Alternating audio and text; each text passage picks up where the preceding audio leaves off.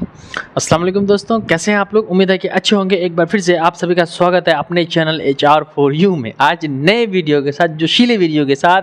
और आज मैं आपको पढ़ाने वाला हूँ डिप्टी नज़ीर अहमद, जिन्होंने लिखा है फहमीदा और मजली बेटी हमीदा की गुफ्तगू। ये गुफ्तगू बहुत ही सुरीली है, बहुत मज़ेदार गुफ्तगू है।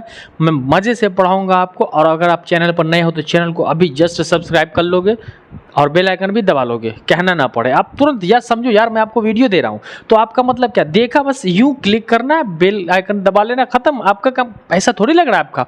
तो जो भी विद्यार्थी, जो भी है मेरे भाई, वो वीडियो देख रहे हैं तो सब्सक्राइब जरूर कर ले। आपके सब्सक्राइब करने से आपका कुछ नुकसान नहीं होता, लेकिन आपके हसान सर का फायदा हो जाता है। तो सब्सक्राइब करते रहे और दोस्तों से भी सब्सक्राइब करवाएं और वीडियो को ज़्यादा से ज़्यादा शेयर करें। मैट्रिक की पूरी तैयारी लेकर के हम आ गए हैं।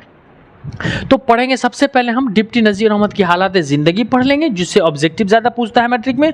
फिर हम आपको पढ़ाएंगे फहमीदा और मजली बेटी हमीदा की गुफ्तगू, जो है वो एक नॉवेल है। नॉवेल क्या होता है सब मैं पढ़ाऊंगा। सबसे पहले हम देखते हैं, डिप्टी नज़ीर अहमद की पैदाइश 6 दिसंबर 1836 को हुआ। इनकी पैदाइश कब हुई? 6 दिसंबर 1836 को। कहाँ? तो ज़िला बिजनौर के अफजलगढ़ परगना, है ना। इनकी पैदाइश 6 दिसंबर 1836 को जिला बिजनौर के अफजलगढ़ परगना की बस्ती कोड़ेटर में हुई थी। यानी डिप्टी नज़ीर अहमद की पैदाइश 6 दिसंबर 1836 को जिला बिजनौर के कोरेटर, जिला बिजनौर के अफजल गांव के परगना जो होता है, वो छोटे से बस्ती के परगना की एक बस्ती कोरेटर में हुई थी इनकी पैदाइश। ये क्लियर हो गया कॉन्सेप्ट आपका। दूसरा कह रहा है, वालिद जो थे सआदत अली, इनके वालिद का नाम ये याद रखना आपको, सआदत अली, जिनसे अरबी और फारसी की तालीम हासिल की। तो इन्होंने अपने वालिद से ही अरबी और फारसी की तालीम हासिल की। आगे, इनके नाना गुलाम अली काजी, यानी डिप्टी नज़ीर अहमद के नाना जो थे वो गुलाम अली काजी थे। अपने वक्त के बड़े बुजुर्गों में इनकी गिनती होती थी। इनके नाना जो थे, अपने जब इनके नाना का वक्त था तो बहुत बड़े बुजुर्गों में गिनती होती थी, और ये काजी थे। काजी का मतलब आप समझ सकते हैं, तालीम से भरे हुए। इनकी इब्तदाई तालीम किनकी? डिप्टी नज़ीर अहमद की इब्तदाई तालीम गांव में, कहाँ हुई? गांव में। और मौलवी नसरुल्लाह से भी, है ना। इनकी इब्तदाई तालीम कहाँ हुई? गांव में हुई। और मौलवी नसरुल्लाह से भी अरबी की मायारी किताबों की तालीम हासिल की, यानी अरबी की कई किताबों की शुरुआती तालीम हासिल की। और आगे की तालीम के लिए दिल्ली आ गए। जब गांव की तालीम ख़त्म हो गई, मौलवी नसरुल्लाह से अरबी कि मायारी किताबों की तालीम हो गई मुकम्मल, तब ये कहाँ आ गए? आगे दिल्ली आ गए पढ़ाई करने के लिए। जिनको पढ़ने का जोश होता है वो आगे बढ़ते जाते हैं। तो पढ़ने के लिए आगे कहाँ आ गए? दिल्ली आ गए पढ़ने के लिए। अब कह रहा है कि इनकी शादी भी हो जाती है। मौलवी अब्दुल खालिक की पोती से शादी, यानी डिप्टी नज़ीर अहमद की जो पोती होती, डिप्टी नज़ीर अहमद की शादी जो होती है वो मौलवी अब्दुल खालिक की पोती से हो जाती है। ये कि मतलब ये डिप्टी नज़ीर अहमद, मैंने पढ़ा है आगे किताबों में, डिप्टी नज़ीर अहमद यहाँ मौलवी अब्दुल खालिक के पास पढ़ने के लिए जाते हैं। उसी दौरान जो है मुलाकात होती है और इनकी शादी होती है। जब डिप्टी नज़ीर अहमद 13 साल के थे, कितने, यहाँ देखिए 13 साल के थे, तो उन 13 साल की उम्र में वालदा का इंतकाल हो जाता है। यानी डिप्टी नज़ीर अहमद की उम्र 13 साल की होती है, तो डिप्टी नज़ीर अहमद के इनके वालदा की वफ़ात हो जाती है जब इनकी उम्र 13 साल की होती है, और जिम्मेदारी इनके ऊपर आ जाती है। फिर क्या होता है कि जब भी शादी होती है तो आपको पता है कि ना, मतलब कि मुआश का शिकार, पैसा रुपया की किल्लतबाजी हो जाती है। तो फिर ये क्या होता है कि पंजाब जाते हैं और पंजाब में टेम्पल साहब में नौकरी कर लेते हैं। कहाँ करते हैं? पंजाब में टेम्पल साहब में 40 रुपया माहवा पर, यानी 40 रुपया महीना। ये कम नहीं है उस ज़माने में, जब ज़माना था 1800 का ज़माना, तो बहुत था। तो कहाँ नौकरी करते हैं? पंजाब में टेम्पल साहब में। कितने रुपये पे? 40 रुपया माहवार पर मुअल्लिमी के फ़राइज़ को अंजाम दिया। मुअल्लिम का मतलब होता है इल्म वाला, पढ़ा लिखा, तो मुअल्लिम बन गए वहाँ पर। कितना महीना? 40 रुपया। कहाँ नौकरी किया? पंजाब में। पंजाब के कहाँ? तो टेम्पल साहब में हो गए, और अपने फ़राइज़ को, फ़र्ज़ की जमा फ़राइज़ है, फ़राइज़ को अंजाम देने लगे। कौन? डिप्टी नज़ीर अहमद। अब क्या कह रहा है कि ये फिर वहाँ से इस्तीफ़ा देकर के कहाँ आए? कानपुर के मदारिस में डिप्टी इंस्पेक्टर हो गए। यानी कानपुर में आए ना, तो डिप्टी इंस्पेक्टर हो गए कानपुर में, डिप्टी इंस्पेक्टर।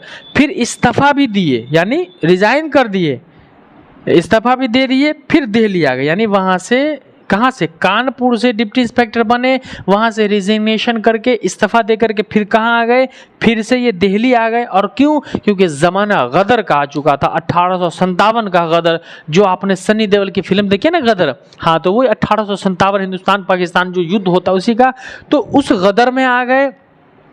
और गदर का ज़माना ऐसा था कि अच्छे अच्छों की जान ले ली, बहुत सारे लोग इससे मुतासिर हुए और बहुत सारे लोगों की ज़िंदगी तबाह बर्बाद हो गई और बहुत सारे लोगों की रिस्क चली गई, इनकी भी पूरी मतलब कि ज़िंदगी तरबतर बर्बाद हो गई।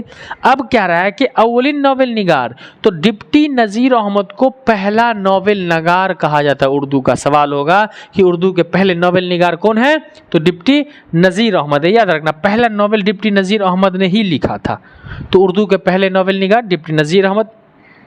इनके कुछ नॉवेलों के नाम दिए गए हैं, डिप्टी नज़ीर अहमद ने कुछ नॉवेल लिखे हैं, उनके नॉवेल के नाम जैसे मिरातुल उरूस 1869 में, कौन सा, मिरातुल उरूस 1869 में, बिनातुल नास 1872 में, क्या है, बिनातुल नास 1872 में, तौबतुल नसूह 1877 में, कौन, तौबतुल नसूह 1877 में। तो ये इनके नॉवेल के नाम को आपको याद रखना है, कहेगा डिप्टी नज़ीर अहमद के किसी दो नॉवेल को, तो तौबतुल नसूह, बनातुल नास या फिर मिरातुल उरूस, ये तीनों में से कोई नाम लगता है। सवाल पूछेगा कि मिरातुल उरूस की असात 1869, बिनातुल नास का 72 और तौबतुल नसूह का 77 में।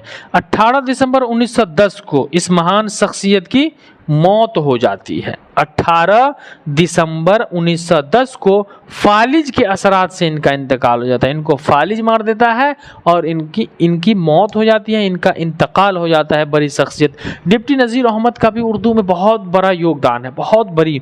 और इन्होंने तो यूँ समझ लो ना कि नॉवेल को इन्होंने ही ईजाद किया, पहले नॉवेल निगार डिप्टी नज़ीर अहमद को ही कहा जाता है। तो ये था डिप्टी नज़ीर अहमद की हालात ज़िंदगी, ये पूरा का पूरा इसमें आपको याद रखना है क्योंकि इससे ऑब्जेक्टिव ज़्यादा होता है। आप लोग समझदार है, समझते हैं, तो इसको नोट करेंगे, मैं बार बार इसलिए कहता हूँ नोट करेंगे। और अब हम पढ़ेंगे फहमीदा और मजली बेटी हमीदा की गुफ्तगू क्या है।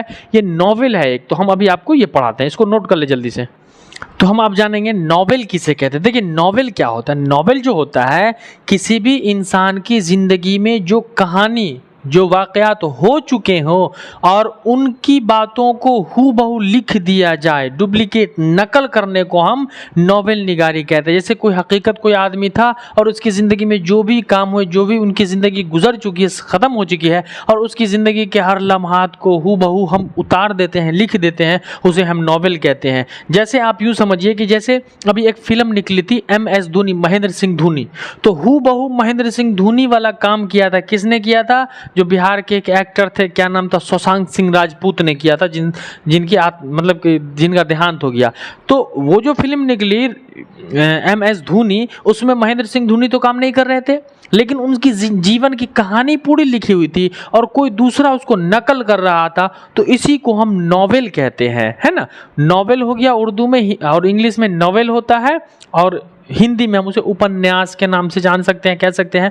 तो ये नॉवेल यही होता है कि किसी की ज़िंदगी में जो हकीकत मायने में घटना घट चुकी है, जो हादसात, जो भी लम्हे गुजर चुके हैं, उसको हूबहू उतार देना ही उसे हम नॉवेल कहते हैं। ये नॉवेल आपको समझ में आ गया होगा, इसीलिए डिप्टी नज़ीर अहमद ने ही इस नॉवेल को हूबहू उतारा है, और जो कि फहमीदा और मजली बेटी हमीदा की गुफ्तगू को इस कहानी में, इस नॉवेल में बताने की कोशिश की है। वही डिप्टी नज़ीर अहमद जिसे उर्दू का अव्वलीन यानी पहला नॉवेल निगार कहते हैं। तो चलिए हम पढ़ते हैं कि फहमीदा, ये नॉवेल आपका, पहली बात आप ये याद रखो कि ये आपका जो नॉवेल है, तो फहमीदा और मंझली बेटी हमीदा की गुफ्तगू, यानी फहमीदा और मंझली बेटी हमीदा के बीच में गुफ्तगू होती है, वार्तालाप, बातचीत होता है।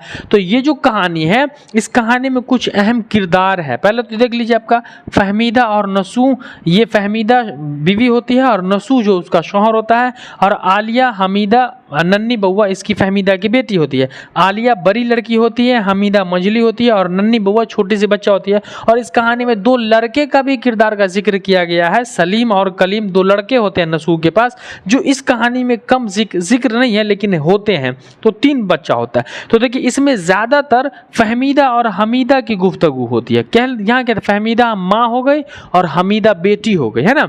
यहाँ पर हम लिख देते हैं आपके समझने के लिए, माँ हो गई और हमीदा जो हो गई वो बेटी हो गई। और ये आलिया जो होती है ना, ये थोड़ा घमंडी टाइप की, कम अकली, बड़की लड़की को अक्ल थोड़ा कम होता है, तो वैसे ही बड़की को थोड़ा बुद्धि कम था। ये फहमीदा, नसूह और हमीदा सब एक जगह बैठे होते हैं। यहाँ से आपका नॉवेल शुरू हो रहा है। इस नॉवेल में कह रहा है कि फहमीदा, नसूह यानी हमीदा लड़की है, फहमीदा उसकी माँ है और नसूह उसके पिता है, वालिद है। तो ये तीनों एक जगह बैठ के होते हैं। तो फहमीदा नसूह से, अपने शौहर से कहती है कि अजी आप सुनते हैं, आप जो कुछ दिनों से वजू वजू बना करके नमाज उमाज पढ़ते हैं ना, तो हमीदा जो है वो पूछ रही थी कि अम्मी ये अब्बू क्या करते हैं, है ना।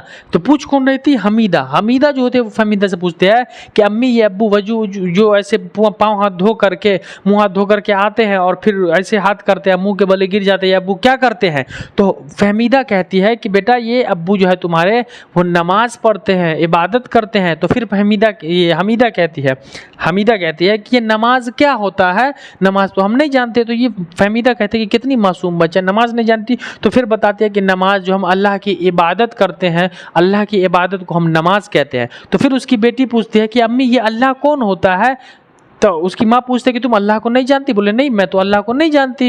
अब मैंने सुना है कि अल्लाह की कसम खाते कि लोगों को कुछ होता है तो लोग कहते हैं अल्लाह कसम कह रहे हैं, बस मैंने ऐसा ही सुना। तो इसकी माँ जो होती है फहमीदा, वो उसके रोंगटे खड़े हो जाते हैं कि या अल्लाह कितनी मासूम बच्ची है। तो फिर फहमीदा बताती है अपनी बेटी हमीदा को कि अल्लाह वो है जिसने हम सबको पैदा किया, हमें पाला पोसा, हमें बड़ा किया, और इसीलिए हम अल्लाह की इबादत करते हैं। अपनी अम्मा से कि अल्लाह क्या होते हैं। तो इसकी माँ फहमीदा कहते हैं कि तौबा तौबा तौबा करो, अल्लाह जो होता है वो अल्लाह सारी दुनिया, सारी खालिक और कायनात का खालिक है, मालिक है। तो फिर होता क्या है कि ये हमीदा जो थी अपने पिता वालिद नसूह से पूछती है कि अब्बू जान क्या आपको अल्लाह ने पैदा किया? बोले हाँ मुझे भी अल्लाह ने पैदा किया। फिर पूछते हैं कि क्या मुझे भी अल्लाह ने पैदा किया है? तो उसके वालिद नसूह कहते हैं कि हाँ। तो क्या नन्ही बउआ को भी अल्लाह ने पैदा किया? तो कहा हाँ सबको अल्लाह ने पैदा किया है। ये हमीदा पूछती है अपने वालिद से, छोटी सी बच्ची, इसका जहन देखिए कहाँ तक जा रहा है। और ये पूछती है अपने वालिद से, फिर पूछती है। तो फिर इनके वालिद कहते हैं कि हाँ हम सबको अल्लाह ने पैदा ही किया, अल्लाह ने ही पैदा किया। तो फिर ये अपने वालिद से पूछते हैं कि अच्छा ये बताइए कि क्या हमारे घर में खाना नहीं पकता है? तो बोलते हैं खाना पकता है। तो बोलते फिर आप कहते हैं कि अल्लाह मियाँ हम सबको खाना खिलाते हैं? तो बोले हाँ बेशक हमें अल्लाह मियाँ खाना खिलाते हैं, बस हम करते हैं। तो बोले अच्छा ये बताइए हमारी नन्ही बउआ जो उसको दूध भी अल्लाह मियाँ ही देते हैं? तो बोले हाँ उसके लिए भी अल्लाह मियाँ ही दूध उतारते हैं। तो बोलते हैं कि ये अल्लाह मियाँ हम सबको खाने क्यों देते हैं? तो बोलते हैं कि अल्लाह मियाँ जो होते हैं हमको इस दुनिया में जो भेजा वो काम करवाने के लिए। तो बोले कौन सा काम अल्लाह मियाँ करवाते हैं? ये बेटी पूछती है हमीदा। तो कहते कि देखो अल्लाह ने हमें इबादत के लिए भेजा है, और जो लोग इबादत करते हैं अल्लाह उनको खाने को देते हैं। तो फिर ये हमीदा अपने माँ फहमीदा से पूछती है कि अच्छा ये बताइए इसका मतलब कि जो लोग काम नहीं करते हैं उनको खाना नहीं मिलता है? तो फिर उसकी माँ कहती है कि ऐसा, हाँ उसको खाना नहीं, ऐसा नहीं है। तो फिर बच्ची वहाँ पे पूछते हैं कि आप बताओ अब्बू तो पहले कुछ दिन पहले नमाज नहीं पढ़ते थे, अब्बू तो कुछ दिन बाद बीमार पड़े थे, ठीक हुआ है तो नमाज पढ़ रहे हैं, और फिर आप भी तो नमाज नहीं पढ़ती हो और मैं भी नमाज नहीं पढ़ती हूँ, लेकिन अल्लाह मियाँ हमें खाना देते हैं। तो फहमीदा शर्मसार हो जाती है, बेचारी की छोटी सी बच्ची ने क्या पूछ दिया। तो फिर फहमीदा कहती है कि देखो अल्लाह मियाँ के जो मर्द हैं वो गुलाम हैं, और हम जो लोंडियाँ हैं, हम औरत जो होती है वो अल्लाह मियाँ की लोंडियाँ हैं। तो फिर वो हमीदा पूछती है अपनी माँ से कि अच्छा अगर हम लोग काम नहीं करेंगे तो अल्लाह खाने को नहीं देंगे। तो डर जाता है कि कहीं अल्लाह मियाँ ने, हम तो नमाज नहीं पढ़ते हैं और आप भी अम्मा आप नमाज नहीं पढ़ती है। फहमीदा को उसकी बेटी कहती है तो कहीं छोटा बउआ जो नन्ही बउआ का दूध सूख न गया हो, आप पिला करके देखो तो कहीं नन्ही बउआ को दूध है कि नहीं। तो उसकी माँ कहती है कि ऐसी बात नहीं है, हम अल्लाह की इबादत करें या न करें अल्लाह मियाँ हमें खाने को ज़रूर देता है। तो फिर ये बच्ची छोटी सी हमीदा जो होती है वो सोच में पड़ जाती है कि इसका मतलब कि हम अल्लाह की इबादत करें न करें अल्लाह हमें खाने को देता है। तो जब घर में जब नौकर जो आते हैं काम करते हैं, और जिस दिन काम नहीं करते हैं तो अल्लाह अब्बू जान जो है उनको पैसा नहीं देते, उसको काट देते हैं। क्यों? हालांकि हम तो नमाज नहीं पढ़ते तो हमें अल्लाह फिर भी खिलाते हैं। तरह तरह की सवाल करती रहती है अपनी माँ से। ये कभी पूछती है कि मैं तो इबादत नहीं करती हूँ, कभी पूछती है कि नन्ही बउआ का दूध सूख जाएगा, कभी पूछती है अब्बू जान पहले तो इबादत नहीं करते थे फिर आप क्यों नहीं इबादत करती। बहुत तरीके की बात पूछती है। और फिर एक बार पूछ देती है कि आप जो इबादत करते हैं तो आपको खाना मिलता है, लेकिन हम तो इबादत नहीं करते हैं, तो हमें अल्लाह मियाँ क्यों खिलाते हैं? तो उसकी माँ कहती है कि देखो बउआ, तुमको जो अभी अल्लाह मियाँ खिलाते हैं वो अभी तुमको खिला रहे ताकि तुम और अच्छे से इबादत कर सको, अच्छे से काम कर सको। तो हमीदा कहती है कि मैं तो अभी भी काम करती हूँ, आपका पान बना देती हूँ, अब्बू कहते थे मैं उनको पानी ला करके दे देती हूँ, मैं तो काम अभी भी कर रहती हूँ। तो वो कहते कि नहीं बउआ बेटा, काम ऐसे नहीं करते, यानी खड़े होकर के अल्लाह के सामने खड़े होकर के अपनी माफ़ी किया था, गुनाहों का इकरार किया जाता है। तो बोलते हाँ मैं भी कर सकती हूँ, अब्बू के साथ जो है मैं भी खड़ी होकर के बैठ सकती हूँ। तो कहते हैं कि नहीं ऐसे नहीं होता, उसमें अपनी माफ़ी मांगी जाती है। और वो अरबी में, तो ये कहते हैं कि मुझे तो अरबी नहीं आता, फिर कैसे होगा? तो ये कहते हैं कि अल्लाह दिल की बातों को जानता है, अरबी आए ना आए सीख जाओगे, अल्लाह दिल की बातों को जानता है। और जो हमीदा होती है, ये हमीदा अपनी फहमीदा माँ के गोद में रहती है और काफ़ी सहमी डरी सी होती है कि हम नमाज तो नहीं पढ़ते, इबादत तो नहीं करते हैं, अल्लाह हमसे कहीं रूठ ना जाए, नन्ही बउआ का दूध न चला जाए। और वो अपनी माँ के गोद में डरी सहमी सी सो जाती है। और फिर क्या होता है, फहमीदा अपनी बेटी को उठा करके चारपाई पर रख देती है। चारपाई पे खटिया आप समझ रहे होंगे ना, 4 पाँव वाला चारपाई, खटिया पे वो रख देती है। और फिर नसूह सुनता रहता है इस बात को। तो नसूह अपनी फहमीदा बीवी से कहता है कि देखो एक बात सुनो, तुम अब ऐसे नहीं चलेगा, हम दोनों को जिम्मा लेना होगा कि ऐसा करो कि तुम अपनी तीनों बेटियों की तालीम की जिम्मेदारी फहमीदा तुम ले लो। ये नसूह कहते हैं कि तीनों बेटियों की तालीम की जिम्मेदारी तुम ले लो, तुम इसे पढ़ा लिखा कर करना। और दोनों बेटा सलीम और कलीम की जिम्मेदारी जो होती है वो नसूह कहता है कि हम ले लेते हैं। बोलते ठीक है, बहुत अच्छा रहेगा कि हम दोनों अलग अलग सबको पढ़ाएंगे, तो इसलिए ईजी भी हो जाएगा।